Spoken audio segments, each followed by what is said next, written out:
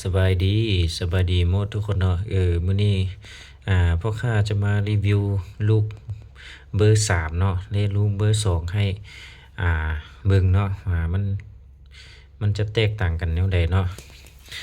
ตัวนี้จะเป็นลูกเบอร์2เด้อลูกเบอร์2มันจะ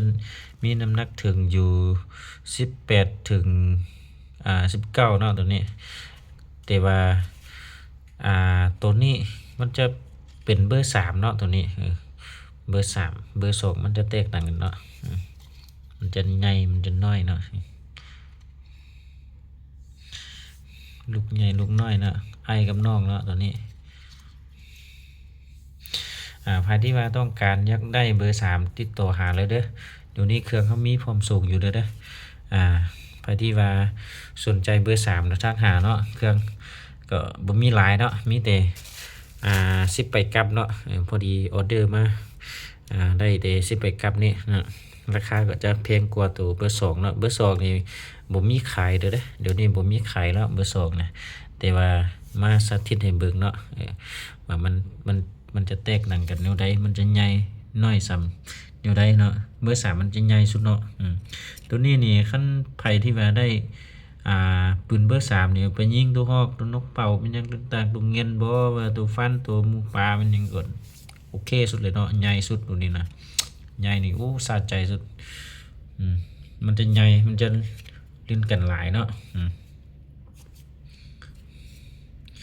เบิ่งทั้งนี้ก็ฮู้แล้วนี่เนาะมันจะใหญ่แห้งเนาะตัวนี้ลูกงามเลยเนาะลูกเขาตอกในงามตัวนี้สนใจทำได้เนาะลูกเบอร์3เนาะใครที่ว่ายังหาอยู่เบอร์3เนี่ยทักหาเลยเด้อเดี๋ยวนี้พ่อค้ามีพร้อมส่งให้เนาะแนะนำให้เนาะบ่ว่าสิเป็นลูกหรือว่าเก็บเสียงมีอย่างต่างๆที่อะไรซ่อมซุบซ่อมลมมีอย่างต่างๆนะที่ว่า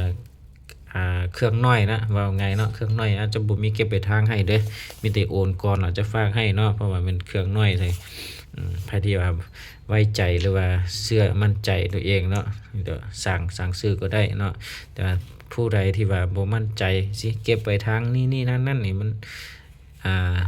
มันจะเป็นเรื่องที่ว่าบ่ล้มดีกว่าเนาะมันเสียเวลาเนาะ